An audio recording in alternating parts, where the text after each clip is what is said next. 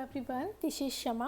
तो आज की जो वीडियो है उसमें हम डिस्कस करेंगे impact of globalization in India. जब ग्लोबलाइजेशन इंडिया के अंदर आया या फिर वर्ल्ड के अंदर आया तो कौन कौन से इम्पैक्ट हैं जो कि हमारे इकोनॉमी पे पड़े, हमारे इंडिया के अंदर आए। तो वो सब डिस्कस करने से पहले हम ग्लोबलाइजेशन का मीनिंग समझेंगे कि एक्चुअली ग्लोबलाइजेशन होता क्या है। ये जो टॉपिक है बहुत ही कॉमन है, 11th-12th में, बीकॉम में, एमकॉम में आपका सब जगह पूछा जाता है। किसी क्लास में सिंपली इम्पैक्ट ऑफ ग्लोबलाइजेशन पूछा जाता है और किसी क्लास में impact of globalization in India पूछा जाता है। क्वेश्चन आपको कुछ भी आए, आंसर आपका यही सेम बनना है। तो ग्लोबलाइजेशन का मतलब क्या होता है? जब ग्लोबलाइजेशन नहीं आया था तो उस टाइम पे क्या होता था कि हर कंट्री, जैसे 3 कंट्री हैं, वो उनका आपस में कोई मतलब नहीं होता था। ये कंट्री अपने आप में ही ट्रेड कर रही है, मैन्युफैक्चर कर रही है, कंट्री के अंदर ही मैन्युफैक्चरिंग हो रही है और प्रोडक्ट को सेल किया जा रहा है। ठीक है, ये कंट्रीज आपस में कोई मतलब नहीं रखती थी, सिर्फ अपने से मतलब रखती थी। लेकिन जब ग्लोबलाइजेशन आया तो क्या हुआ? ये कंट्री इससे कनेक्ट हुई, ये कंट्री इससे कनेक्ट हुई, ये कंट्री इससे कनेक्ट हुई, ये कंट्री इससे कनेक्ट हुई। यहाँ पर हम ये कह सकते हैं कि जब ग्लोबलाइजेशन आया तो वर्ल्ड के जितने भी कंट्रीज हैं वो आपस में इंटरकनेक्ट हो गई। और जब वो इंटरकनेक्ट हुई तो उन्होंने क्या क्या शेयर करा? जब ग्लोबलाइजेशन आया तो वो एक दूसरे के साथ ट्रेड करना उन्होंने शुरू कर दिया। अब इस कंट्री को जो रिक्वायरमेंट थी वो इस कंट्री से ले सकती थी, अब इस कंट्री को जो रिक्वायरमेंट थी वो इस कंट्री से ले सकती थी। आपस में ये एक दूसरे के साथ इंपोर्ट एक्सपोर्ट करने लगे, ट्रेड बढ़ गया। ठीक है, एक दूसरे के कल्चर्स को फॉलो करने लगे, आइडियाज़ को यहाँ पे एक दूसरे के साथ शेयर करने लगे, अपनी टेक्नोलॉजी को यहाँ पे शेयर करने लगे। देखो क्या होता है, कुछ लोगों को ना मतलब ये मिसअंडरस्टैंडिंग होती है, ये मे बी पहले मुझे भी थी कि ग्लोबलाइजेशन का जो रिलेट है ना वो सिर्फ ट्रेडिंग के साथ है। अगर आपका इंटरनेशनल ट्रेड हो रहा है तो उसको हम ग्लोबलाइजेशन बोलते हैं। लेकिन ग्लोबलाइजेशन का मतलब सिर्फ यहाँ पे ट्रेड के साथ नहीं है। Globalization refers to the process of increasing interconnectedness and interdependence of the world economies, culture and population. जब ग्लोबलाइजेशन आया तो उससे क्या हुआ? एक तो इंटरकनेक्टेडनेस इंक्रीज हुई और कंट्रीज के आपस में इंटरडिपेंडेंस भी इंक्रीज हुआ। एक कंट्री दूसरी कंट्री के ऊपर डिपेंड हुई, दूसरी कंट्री तीसरी कंट्री के ऊपर डिपेंड हुई। It is driven by advancement in technology, transportation and communication and has led to increase in the flow of goods, services, ideas and people across the national borders as a concept is fundamentally deals with the flow। देखो यहाँ पे ये बोल रहे हैं कि globalisation में क्या होता है, गुड्स एंड सर्विसेज जो है वो आपकी एक बॉर्डर से दूसरे बॉर्डर में तो फ्लो करती हैं, साथ साथ आइडियाज़ पे एक दूसरे के साथ एक्सचेंज किए जाते हैं। पीपल एक कंट्री से दूसरी कंट्री के अंदर ट्रैवल करते हैं, वहाँ पर स्टे करते हैं। कुछ इंटरनेशनल कंपनीज ऐसी होती हैं जो कि एक कंट्री में अपना बिजनेस सेटअप करती हैं, फिर दूसरी कंट्री में अपना बिजनेस सेटअप करती हैं। तो इन सभी को हम ग्लोबलाइजेशन कहते हैं। जो ग्लोबलाइजेशन है वो बेसिकली आपके फ्लो के साथ डील करता है कि आपका एक कंट्री से जो है फ्लो वो दूसरी कंट्री में कैसे जा रहा है। अब जो ग्लोबलाइजेशन है वो किस वजह से हो पाया?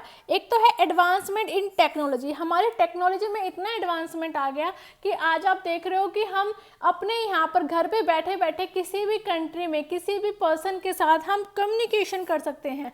ठीक है, दूसरा है ट्रांसपोर्टेशन। पहले ट्रांसपोर्टेशन नहीं था, टूरिज्म नहीं था, लेकिन अब आप देख रहे हो कि पिछले कुछ सालों से टूरिज्म बहुत ज़्यादा इंक्रीज हुआ है। अब हम वर्ल्ड के किसी भी कंट्री के अंदर घूमने जा सकते हैं। पहले किसी भी कंट्री के अंदर एंटर करना इतना इजी नहीं होता था, लेकिन अब आप अगर आपके पास पासपोर्ट है और आपका वीज़ा लग गया है तो आप किसी भी कंट्री के अंदर विजिट कर सकते हो।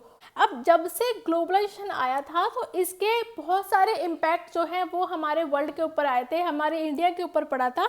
It has brought many changes to the world economy and affected different countries in different way. अब कुछ पॉजिटिव इम्पैक्ट्स भी आए थे और कुछ नेगेटिव इम्पैक्ट्स भी आए थे, क्योंकि जिस चीज़ के पॉजिटिव इम्पैक्ट्स होते हैं ना उसके कहीं ना कहीं नेगेटिव इम्पैक्ट्स भी होते ही होते हैं। अब वन बाय वन डिस्कस करते हैं। Let's explore the positive and negative impacts of globalization in India. देखो पॉजिटिव इम्पैक्ट्स भी यहाँ पे मैंने 8 पॉइंट्स बताए हुए हैं और नेगेटिव इम्पैक्ट्स भी मैंने यहाँ पे 8 पॉइंट बताए हुए हैं, क्योंकि कई बार क्या होता है 16 मार्क्स का डायरेक्ट क्वेश्चन दिया जाता है, तो इसलिए एटलीस्ट आप 8 पॉइंट्स तो आपको लिखने पड़ेंगे। स्टार्ट करते हैं। पॉजिटिव इम्पैक्ट्स कौन कौन से होते हैं? Economic growth, technological advancement, culture exchange, increase in foreign direct investment, improvement in education, access to international markets, improvement in health care, increase trade. और नेगेटिव इम्पैक्ट क्या आते हैं ग्लोबलाइजेशन के? Exploitation of labour, dependence on import, threat to small businesses, culture homogenization, unequal distribution of benefits, environmental degradation, loss of traditional jobs and brain drain। अब एक एक करके discuss करते हैं कि ग्लोबलाइजेशन के कौन से पॉजिटिव इम्पैक्ट आए और किस तरीके से नेगेटिव इम्पैक्ट आए। पहला पॉजिटिव इम्पैक्ट आया economic growth. Globalization has contributed to India's economic growth by promoting trade and investment opportunities leading to increase in GDP and job opportunity.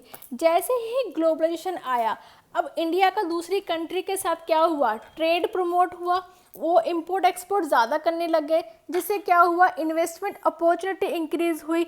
बाहर की कंपनीज हमारे कंट्री के अंदर आकर इन्वेस्टमेंट करने लगी, जिसकी वजह से हमारी इकोनॉमी की जीडीपी इंक्रीज हुई और जॉब अपॉर्चुनिटी भी क्रिएट हुई। अब यहाँ पर जॉब अपॉर्चुनिटी कैसे क्रिएट हुई?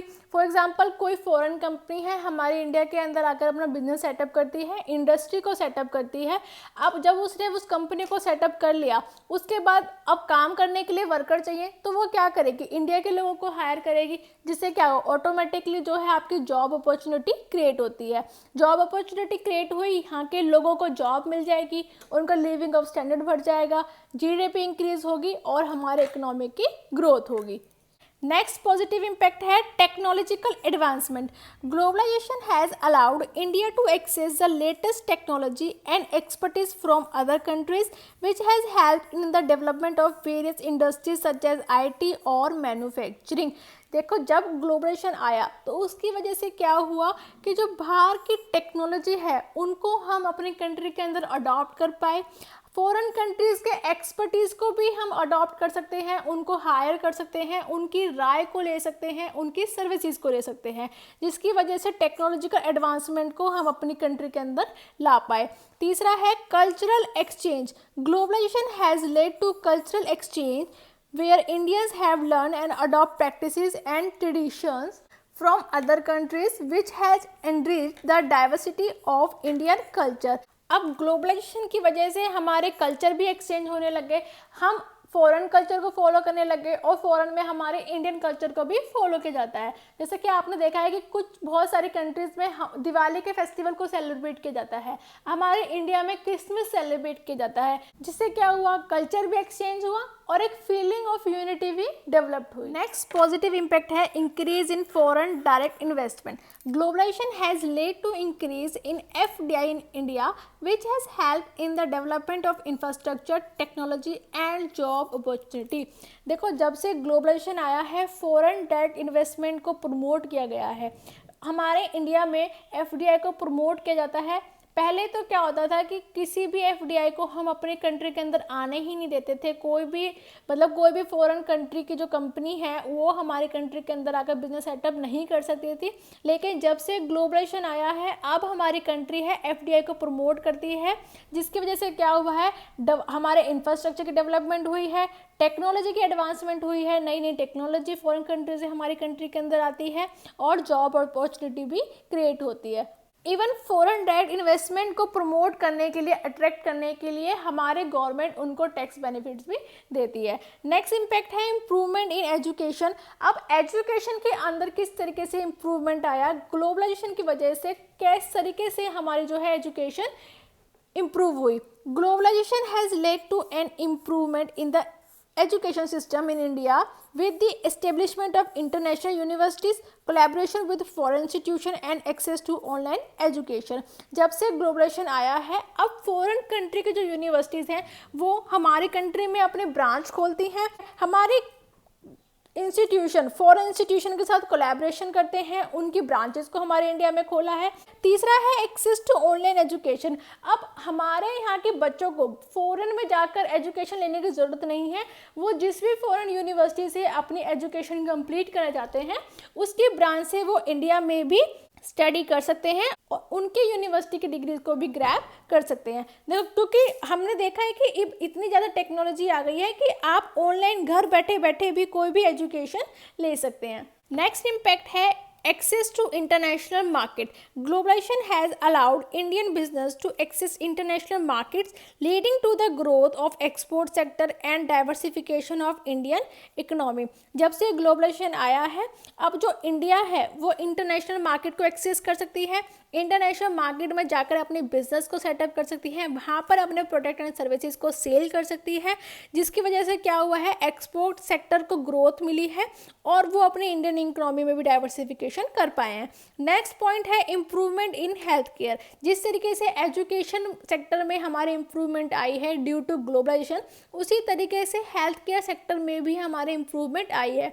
Globalization has led to an improvement in healthcare facility in India with the availability of advancement medical equipment, technology and expertise from the other country. अब क्या है कि अगर कोई भी ऐसे इक्विपमेंट चाहिए जो कि हमारे इंडिया के अंदर नहीं है, उनको हम फॉरेन कंट्री से इंपोर्ट करा सकते हैं। फॉरेन कंट्री की टेक्नोलॉजी को अब हम अडॉप्ट कर सकते हैं, वहाँ के एक्सपर्टीज को भी हम हायर कर सकते हैं। नेक्स्ट है increase trade and less barrier. Due to globalisation Indian increase trade with the other countries and also remove some barriers to attract FDI and to increase economic growth। अब जब से ग्लोबलाइजेशन आया है, trade barriers को ख़त्म कर दिया गया है, ट्रेड को इंक्रीज किया गया है, जिससे क्या इम्पैक्ट आता है कि हमारी इकोनॉमिक ग्रोथ हुई और ट्रेड बैरियर को कम करने की वजह से FDI भी इंक्रीज हुई। तो ये थे हमारे ग्लोबलाइजेशन के 8 पॉजिटिव इम्पैक्ट। अब आता है सम मोर बेनिफिट्स और पॉजिटिव इम्पैक्ट फॉर कंज्यूमर। अब जो ग्लोबलाइजेशन का अभी तक हमने डिस्कस करा है कि हमारे इकोनॉमी के ऊपर क्या पॉजिटिव इम्पैक्ट्स आया, इंडस्ट्रीज़ के ऊपर क्या आया है, कंपनीज़ के ऊपर क्या आया है, लेकिन कंज्यूमर के पॉइंट ऑफ व्यू से कंज्यूमर के लिए क्या बेनिफिट था जब ग्लोबलाइजेशन आया, तो कंज्यूमर को क्या बेनिफिट मिला, इसके लिए भी 3 पॉइंट्स मैंने यहाँ पे लिखे हैं। पहला है access to wider variety of product. जब से ग्लोबलाइजेशन आया, कंज्यूमर को wider variety of products available हुए, उनके पास बहुत सारी चॉइसेस इंक्रीज हो गई। अब वो डिफरेंट प्रोडक्ट्स में से अपने फेवरेट प्रोडक्ट को चूज कर सकती हैं। Globalisation has led to increase in the availability of wider variety of a product in the Indian market. ठीक है, अब यहाँ पे आपको इंडियन प्रोडक्ट भी मिलेंगे और क्या होगा, फॉरेन कंपनी के प्रोडक्ट भी मिलेंगे, जिससे क्या हुआ, कस्टमर के लिए जो है उनकी रेंज ऑफ प्रोडक्ट इंक्रीज होगी। Consumer have access to product from different countries and cultures and can choose from a range of options. Now consumer के पास बहुत सारी रेंज है, अब वो चाहे इंडियन प्रोडक्ट को चूज़ करे या फिर आपके फॉरेन प्रोडक्ट को चूज़ करे, वो कंज्यूमर की चॉइस के ऊपर डिपेंड करता है। दूसरा बेनिफिट क्या है, दूसरा पॉजिटिव इम्पैक्ट क्या आया, lower prices. Globalisation has led to increase competition which has resulted in lower price for many product. जब से ग्लोबलाइजेशन आया है, सारी कंपनीज के बीच में कंपटीशन इंक्रीज हो गया। अब हमारे जो इंडिया की कंपनीज है वो फॉरेन कंपनीज के साथ compete करने के लिए अपने प्रोडक्ट के प्राइस को लोअर कर देती हैं, जिसका अल्टीमेट बेनिफिट क्या होता है, कंज्यूमर को मिलता है। तीसरा है improved quality. Globalisation has led to an improvement in the quality of product available in the Indian market. Companies in India are adopting international standards to improve quality of their product। अब जो Indian producer हैं वो नहीं चाहते कि उनके जो product हैं, उनके जो कस्टमर्स हैं, वो किसी फॉरेन कंपनी के प्रोडक्ट्स पर शिफ्ट हुए, तो उसके लिए वो क्या करते हैं, इंटरनेशनल स्टैंडर्ड्स को फॉलो करते हैं और अपने प्रोडक्ट की क्वालिटी को इम्प्रूव करते हैं, जिससे अल्टीमेट बेनिफिट क्या हुआ, कंज्यूमर्स को हुआ कि उनको लोअर प्राइसेस पर अच्छी क्वालिटी के जो प्रोडक्ट हैं वो अब उनको अवेलेबल हो जाते हैं। तो ये सारे थे पॉजिटिव इम्पैक्ट्स। अब इसके बाद आता है नेगेटिव इम्पैक्ट्स। पहला है exploitation of labour. Globalization has led to exploitation of labor in India with low wages, poor working condition and lack of job security in many industries। जब से ग्लोबलाइजेशन आया है, ग्लोबलाइजेशन का मतलब यही है कि आपकी जो फॉरेन कंट्रीज़ की कंपनीज़ हैं वो आपके इंडिया के अंदर आके अपना बिजनेस सेटअप करती हैं। अब क्यों करती हैं, इनको एक बेनिफिट मिलता है, क्योंकि हमारी इंडिया के अंदर ना, आपने देखा होगा, लेबर इंटेंसिव टेक्निक ज़्यादा फॉलो की जाती है। यहाँ पर बहुत चीप लेबर अवेलेबल है, इसलिए जो मैन्युफैक्चरिंग कंपनी है मोस्टली फॉरेन की, वो इंडिया के अंदर आके अपना बिजनेस सेटअप करना पसंद करती हैं। उनको पुअर वर्किंग कंडीशन देती हैं, उनसे से ज़्यादा काम निकलवाती हैं और उनको लो वेजेस देती हैं। लैक ऑफ जॉब सिक्योरिटीज़ भी होती है, जब मन चाहे उनको निकाल देती है, उनकी कोई भी परमानेंट जॉब नहीं होती है। तो इससे क्या हो रहा है कि हमारी इंडिया की जो लेबर है उसको एक्सप्लॉइट किया जा रहा है। दूसरा है dependence on import. Globalisation has led to a dependence on import which has lead to decline in the domestic production and increase in the trade deficit. जब से ग्लोबलाइजेशन आया है हमारे इंडिया में बहुत सारी इंडस्ट्रीज ऐसी हैं जो कि खुद मैन्युफैक्चर करना पसंद नहीं करती हैं। अब वो ज़्यादा से ज़्यादा अपना जो प्रोडक्ट है उसको इम्पोर्ट करती हैं, अपने रॉ मटेरियल को इम्पोर्ट करती हैं, जिसकी वजह से क्या हुआ है, डिक्लाइन इन डोमेस्टिक प्रोडक्शन, हमारे प्रोडक्शन में डिक्लाइन हुआ है और जिसका सीधा इफेक्ट जो है ट्रेड डेफिसिट पे पड़ता है। क्योंकि आपने जब पढ़ा होगा, अगर आपके इम्पोर्ट इंक्रीज हो जाते हैं और एक्सपोर्ट डिक्रीज हो जाते हैं तो जो आपका ट्रेड है वो डेफिसिट में चला जाता है। तो ये हमारे इंडिया के लिए अच्छी बात नहीं है। तीसरा है threat to small businesses with the entry of multinational corporations and the dominance of bigger player in the market. अब हमारे इंडिया के अंदर स्मॉल बिजनेस की जो अपॉर्चुनिटी थी, जो अपने नए छोटे छोटे बिजनेस शुरू करते थे, उनके लिए एक थ्रेट क्रिएट हो गया है। क्योंकि अब जो मल्टीनेशनल कंपनीज हैं, जो बड़ी कंपनीज हैं, वो हमारे इंडिया के अंदर आ जाती हैं और मार्केट को कैप्चर कर लेती हैं, जिसकी वजह से जो स्मॉल बिजनेस हैं वो ग्रो नहीं कर पा रहे। फोर्थ है कल्चरल होमोजेनाइजेशन। इसका मतलब क्या है? Globalisation has lead to culture homogenisation where local cultures are being replaced by the global trends and practices leading to the loss of traditional knowledge and practices. जब से ग्लोबलाइजेशन आया है तब से क्या हो रहा है, कल्चर जो है वो अक्रॉस द वर्ल्ड फॉलो किया जा रहा है। एक कंट्री का कल्चर दूसरी कंट्री में फॉलो किया जा रहा है, दूसरी कंट्री का कल्चर तीसरी कंट्री में फॉलो किया जाता है। फॉर एग्जांपल जैसे कि वेस्टर्न क्लॉथ है, वेस्टर्न क्लॉथ का जो कल्चर है वो फॉरेन कंट्री का है, लेकिन अब वो मोस्टली हमारी कंट्री में फॉलो किया जा रहा है। हमारी कंट्री में जो ट्रेडिशन कपड़े हैं उनको कम पहना जाता है, लोग ज़्यादा से ज़्यादा वेस्टर्न कल्चर को फॉलो करना पसंद करते हैं। तो ये भी हमारी कंट्री के लिए एक ड्रॉबैक है। फिफ्थ पॉइंट है unequal distribution of benefit. Globalisation has lead to unequal distribution of benefit where some sectors and regions have benefit more than others leading to income inequality and regional disparities. अब globalisation की वजह से unequal distribution of benefits होता है। जो बड़ी बड़ी कंपनियां हैं जिन्होंने बहुत ज़्यादा मार्केट शेयर कैप्चर किया होता है उनको बेनिफिट ज़्यादा होता है, और जो छोटी कंपनियां हैं वो ज़्यादा टाइम तक सर्वाइव नहीं कर पाती हैं क्योंकि उनको वो बेनिफिट नहीं मिल पाता। नेक्स्ट नेगेटिव इम्पैक्ट है environmental degradation. Globalisation has led to environmental degradation due to increase production and consumption of goods leading to air and water pollution etcetera. अब ग्लोबलाइजेशन की वजह से जो कंपनीज़ हैं वो ज़्यादा से ज़्यादा सेटअप हो रही हैं, मार्केट के अंदर वो कंपटीशन देना चाहती हैं, जिसकी वजह से वो प्रोडक्शन अपना इंक्रीज़ कर रही हैं, कंजम्पशन ऑफ गुड्स इंक्रीज़ हो रहा है, कंपनी सेटअप हो रही हैं, जिसकी वजह से एयर पोल्यूशन और वाटर पोल्यूशन भी इंक्रीज़ हो रहा है। नेक्स्ट नेगेटिव इम्पैक्ट है loss of traditional job. Globalisation has led to the loss of traditional jobs in agriculture and other sectors leading to rural urban migration and unemployment. जब से globalisation आया है लोग इंडस्ट्रीज़ को सेटअप कर रहे हैं, नई नई कंपनीज़ को सेटअप कर रहे हैं, लेकिन जो हमारा एग्रीकल्चर, जो हमारा ट्रेडिशन वर्क था, उसको वो लोग अब भूल रहे हैं। कोई भी एग्रीकल्चर एक्टिविटीज़ में अब ज़्यादा इंटरेस्ट नहीं लेता। पहले के जो फार्मर्स थे अब उनके बच्चे एग्रीकल्चर एक्टिविटीज़ को छोड़कर कंपनीज़ में जॉब ढूंढते हैं, नए नए सेक्टर्स में जॉब ढूंढते हैं, अब अपने रूरल एरिया को छोड़कर अर्बन एरिया के अंदर माइग्रेट कर रहे हैं। तो इससे क्या हुआ, जो हमारे इंडिया की एक पहचान थी वो अब कहीं ना कहीं खो गई है।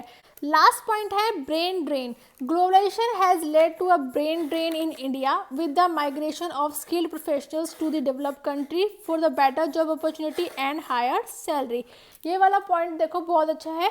ब्रेन ड्रेन का मतलब ये है कि अब जो ग्लोबलाइजेशन है वो हमारे यहाँ के लोगों को, ब्रेन को ड्रेन कर रहे हैं। किस तरीके से कि उनको ये बोला जाता है कि जितने भी हमारे जो स्किल प्रोफेशनल्स हैं अगर वो फॉरेन कंट्री के अंदर जाकर जॉब करेंगे तो वहाँ पर उनको हायर सैलरी मिलेगी और बेटर जॉब अपॉर्चुनिटीज़ मिलेगी, जिससे क्या होता है वो अपने इंडिया के अंदर काम ना कर कर, अपनी कंट्री के लिए कंट्रीब्यूट नहीं करते, बल्कि दूसरी कंट्रीज़ में जाकर हायर सैलरी के लिए, बेटर जॉब अपॉर्चुनिटी के लिए, उस कंट्री की ग्रोथ के लिए कंट्रीब्यूट करते हैं। तो ये 8 पॉइंट्स नेगेटिव इम्पैक्ट के थे जो कि ग्लोबलाइजेशन का हमारे इंडिया के ऊपर पड़ा है। तो बेसिकली कंक्लूजन ये निकल के आता है, globalisation has both negative and positive impacts in India. It is important for the India to balance the benefits and challenges of the globalization to ensure sustainable development. अब ये इंडिया के ऊपर depend करता है कि वो इन दोनों के बीच में बैलेंस बना के रखे, सो दैट इंडिया की सस्टेनेबल डेवलपमेंट हो सके। क्योंकि ग्लोबलाइजेशन के अब भाई पॉजिटिव इम्पैक्ट भी है और नेगेटिव इम्पैक्ट भी है। अब वो इंडिया के ऊपर डिपेंड करता है कि वो उनके अंदर किस तरीके से बैलेंस बनाए और किस तरीके से अपने इकोनॉमिक ग्रोथ को इंक्रीज करे। तो यहाँ पे हमारा टॉपिक होता है ख़त्म। अगर आपको वीडियो पसंद आई है तो इसको लाइक ज़रूर करना, साथ में चैनल को सब्सक्राइब ज़रूर करना। Thank you for watching.